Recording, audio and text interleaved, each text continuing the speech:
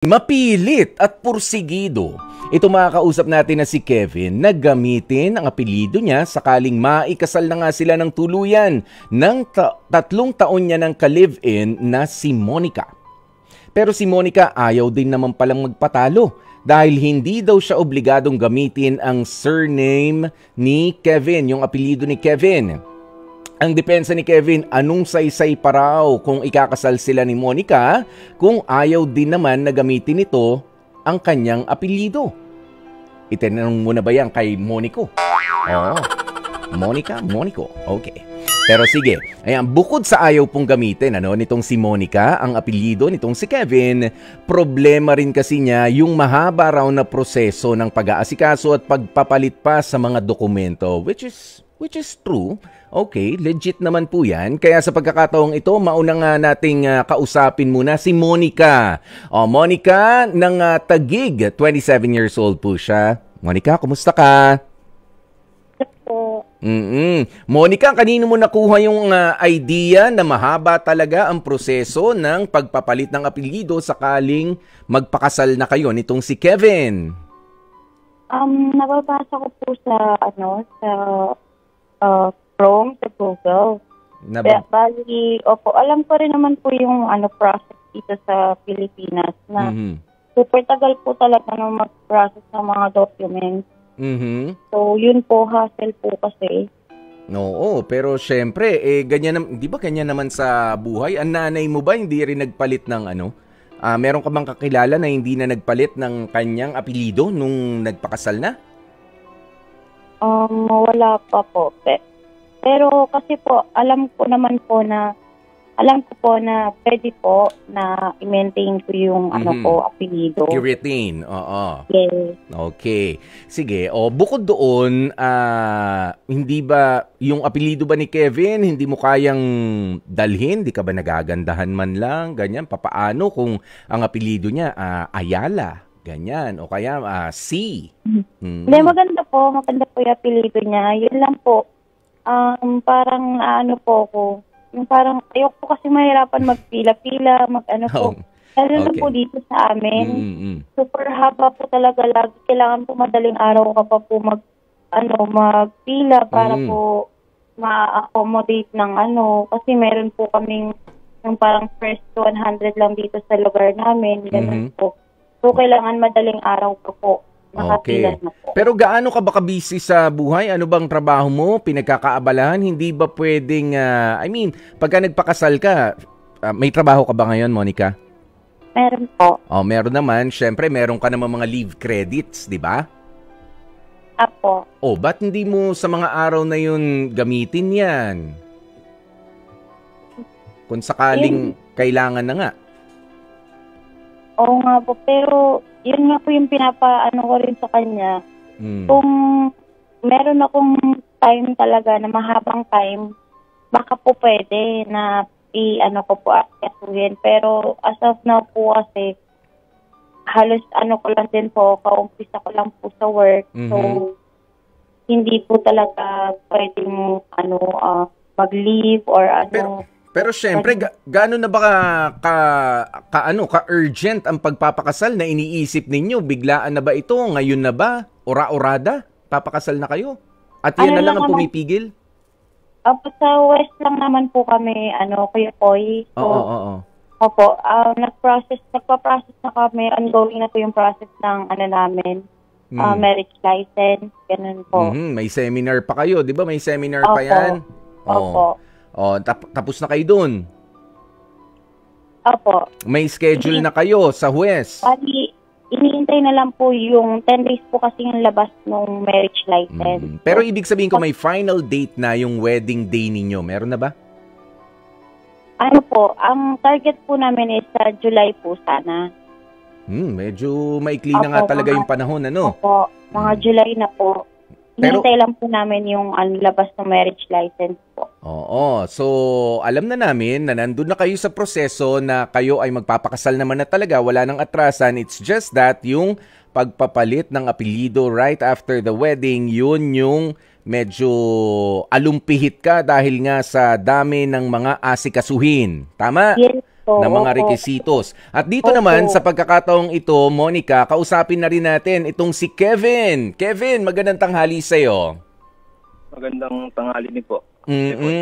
Ayan, marami na pala kayong malapit na. Ilang araw na lang pala. Ilang araw na lang, July na eh. Tinanong ko kanina si Monica, ganun na kabilis ang gusto niyong pagpapakasal.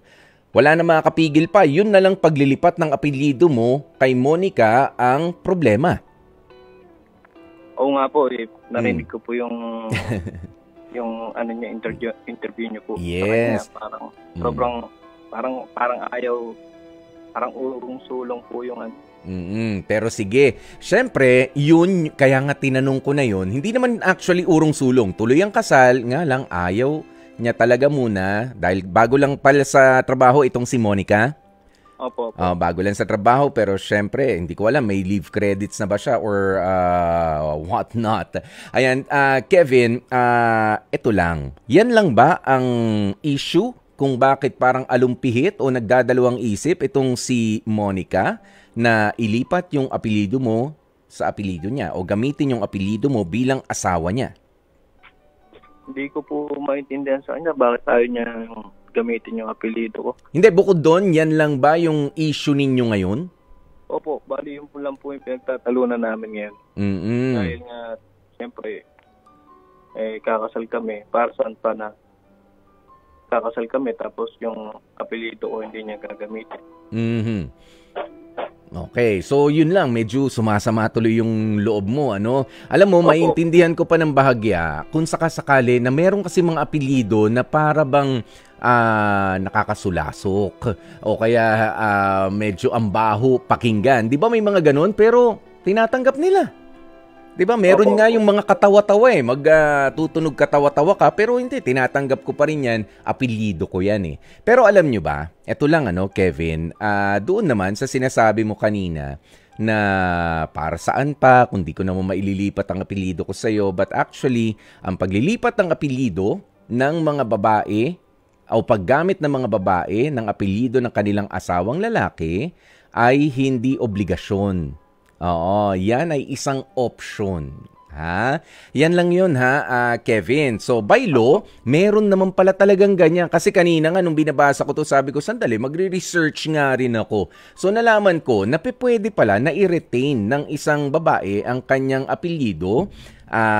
Pero syempre, mas tanungin natin yung mga eksperto. Pagdating dito, kailan lang ba niya pwedeng i-retain yung kanyang pangalan, hindi niya gagamitin, pero kasal kayo. Hindi naman ibig sabihin na sakop mo na yung pangalan niya. Kasi sa nakasanayan natin dito sa Pilipinas, talagang isusuko ng babae ang kanyang apelyido at gagamitin ang apelyido ng asawang lalaki. Okay? Pero actually, pwede palang hindi. Kanina ko lang rin natutunan yan, ano? Pero maganda na mayroon tayong matanong na expert para dito dahil baka may mga technicalities, bakit hindi, ba't hindi ililipat, bakit ganoon, baka may mga grounds, ano? Total, sa huwes kayo magpapakasal. Sa huwes. Syempre, may mga nakakaalam naman dyan. Makakapagtanong kayo dun sa judge. Ano ba, judge ba o mayor ang magkakasal sa inyo? Humingi kayo ng advice. Opo. Baka pwede yun. Monica, nakikinig ka? Opo. Oo, para malaman ninyo ng mas maayos. Pero Kevin, hindi yung paglipat lang ng apelyido, yung issue. Okay, marami pang mga issue along the way para sa inyong wedding. Pero that's really non-issue yan. No, na papakasal pa tayo, di mo naman pala gagamitin ang apelyido ko kasi pwede. Pwede yung sinasabi ni Monica. Pero mas maganda nga na malaman natin. Pero ikaw ba, kung sakasakali, tutuloy ang kasal kung sabihin nga ni Monica na, teka, ayoko nga kasi mag-asikaso, magpapalit kasi yan ng magfa-file, pipila, ganyan. Willing ka bang tumulong kung sakasakali? Tuloy po, tuloy. At tutulungan ko din po siya. Oo, tutulungan mo. Si Monica, katulad niyan, sabi niya, kailangan may first 100 ba? Kapag kapipila na madaling araw, ikaw ang gumising ng maaga-maaga. Hayaan mo siya natutulog pa ron. Pagka malapit na, tsaka papuntahin si Monica. Di ba, pwede naman yun? Opo, Ginagawa pwede po. naman natin yun sa ano eh. Kumbaga, ipipila na nga kita. Sige, ako na magtsatsaga rito. Monica, pagka gano'n naman ang siste, baka pwede naman din para hindi na rin nahahassle itong si Kevin. Opo, pwede naman po, Kuya Poy. Pero ang pakiusap po kasi sa kanya is, hindi naman po kasi ora-orada na, kunwari po nakasal na po kami, tapos yung parang gusto niya agad-agad mag-gawin ko po yun. Siyempre po, may time po na kunwari po, kung mga sa next month or next 2 months ko po gawin, para po, nag-a-adjust pa po kasi ako sa work ko, Kuya Poy. So, gusto ko po sana na okay lang ako sa work ko, then saka po ako mag-aayos. Kasi yun lang naman po yung pakiusap ko po sa kanya. Yeah, matatanggap mo rin ba yun, Kevin? Opo, matatanggap ko na rin. Oo, na syempre hindi naman ora-orada. Pero kasi merong ilang mga dokumento na kailangan mo na rin palitan na rin agad-agad, Monica. Not to pressure you, actually, mas convenient na nga ngayon yung pagpapalit ng apelido. Alam mo ba, nung ako ay nagpakasal, noong 2007, hindi pa lahat ng mga government agencies kung saan nakarehistro ang pangalan din ni Mrs. Popoy ay online. Hindi pa ganun hindi pa online transactions noon. Talagang you have to go there in person. Meron ka pa nga mga meron kayong ID picture na dala. Kanina tinatanong ko nga siya, sabi ko, kumusta ba yung paglilipat mo ng mga pangalan mo noon, dinagdag yung apelyido ko, ganyan. Sabi, naku, mas mahirap yata noon. Ngayon, online na. Monica, hindi ba mas convenient na yan? Pero parang hirap na hirap ka na ngayon?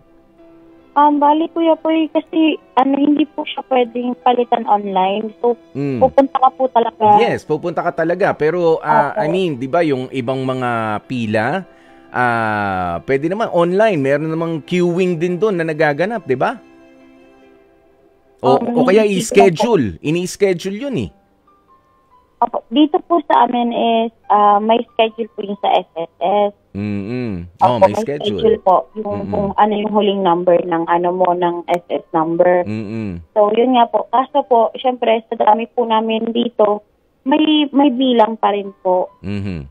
Kung first 100 or 150, lang po sila tumatanggap.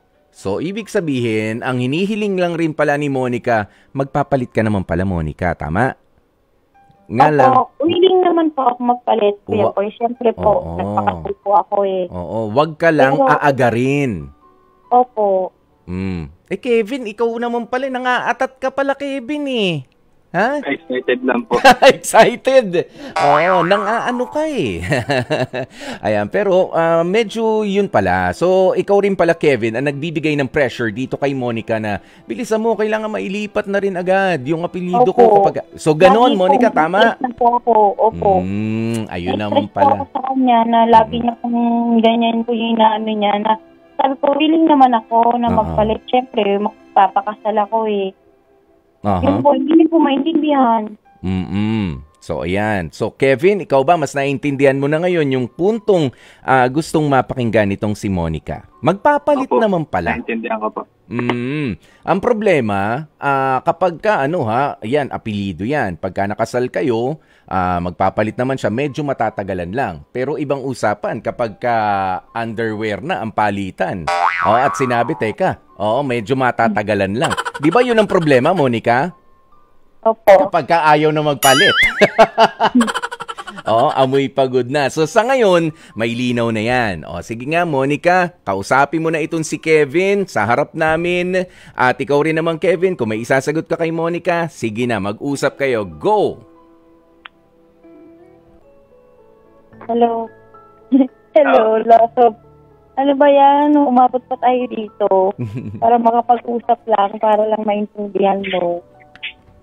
Yun lang, bigyan mo lang ako ng time. Lagi ko naman sinasabi sa iyo na syempre, I love you so much. Kaya nga tayo magpapakasal. Diba? Pero yung sa apelido, gustong-gusto kong dalhin yung apelido mo. Syempre, ganda-ganda na apelido mo. And yun lang talaga. Kailangan lang natin ng time. Kailangan ko lang ng time para alam mo naman yung mga pila dito, diba? Sorry din sa hindi natin pagkakaintindihan. Sobrang excited lang talaga ako na siyempre proud ako, saka siyempre mas lalo kitang mamahalin. Dahil siyempre ano mo yung apelido ko, dadalin mo. I love you. I love you. Ayun, nag-I love youhan na kayo. Tatanungin ko pa ba talaga kung ano ang magiging heart decision ninyong dalawa? H-E-A-R-T. Go, Monica and Kevin. Approve po. Approve na approve. Willing nang maghintay itong si Kevin. O si Monica naman. Ano? Ganun din po. Iyon. Pambihira talaga kayo. Magbibigayan din. Pero maraming salamat naman. Pero Kevin ha, narinig ko yung sabi mo kay Monica kanina, sana naman nagkamali ka lang ng banggit. Sabi mo, kapag ka dala mo na yung apelido ko, lalo kitang mamahalin. No. Hindi mo padala ang apelido na hindi padala ni Monica ang apelido mo. Dapat mahal na mahal mo na siya. Pakakasalan mo na nga eh. Habang pinoproseso niya yung paglilipat ng pangalan niya, hindi pa siya officially, ano bang apelido mo, Kevin? Secret po. Pwede po ba secret? Sige, secret. Secret daw. Halimbawa parang Villanueva, ganyan. Hanggang maging Mrs. Villanueva siya, lalong mag-uumigting. Pero ngayon pa lang, niyaya mo na ng kasal, tapos di ba? Ganun dapat, Kevin, ha? And Monica. So, congratulations sa inyo napipintong wedding ngayong July. Tuloy naman itong wedding na ito. Opo. Okay, Kevin ha, tumulong ka dun sa mga pila-pila sa pag-aasikaso rin ng papeles ni Monica. Okay? Sa kung papaanong paraan man yan.